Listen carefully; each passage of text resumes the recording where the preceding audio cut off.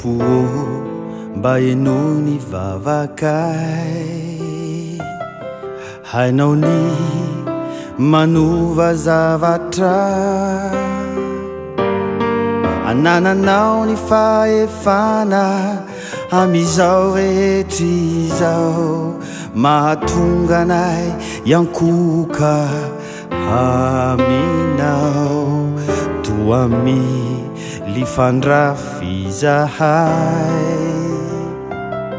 mifandefitrako tô tsy hay, miantso anao izahay ray be fitiavana, mitalao re tolory tanana, mafy mangidy amina haizao, nefa aoka nisy traponao, no tanteraka tsokivitsy uketraka, ivavaka tsy oreraka, hatrany hatrany mba hofa monjena ity firenena, sitrakahoanye no eken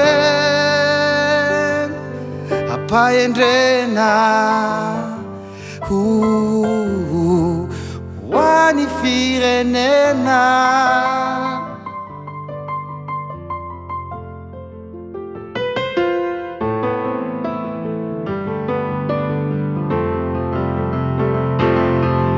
Toa milifandrafy zahay, mifandefitrako tô tsy hay, miantso anao izahay ray be fitiavana, mitalao e tolory tanana,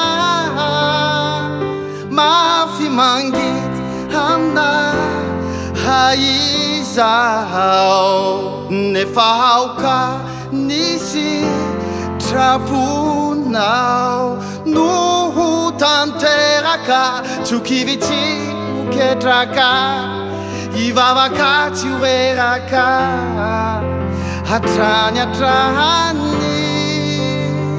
mba hofamonjena ity firenena, sitrakahoanye no eken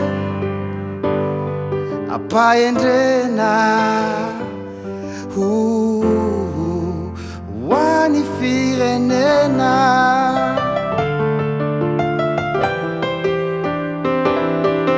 Sambatrany firenena manana,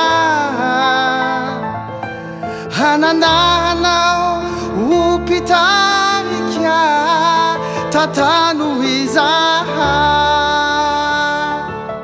kayo mafy mangidy amina haizao, nefa aoka nisy traponao, no tanteraka tsokivitsy uketraka, ivavaka tsy oreraka, hatrany hatrany mba hofamonjena ity firenena, sitrakahoanye no eken apahendrena hoany firenena.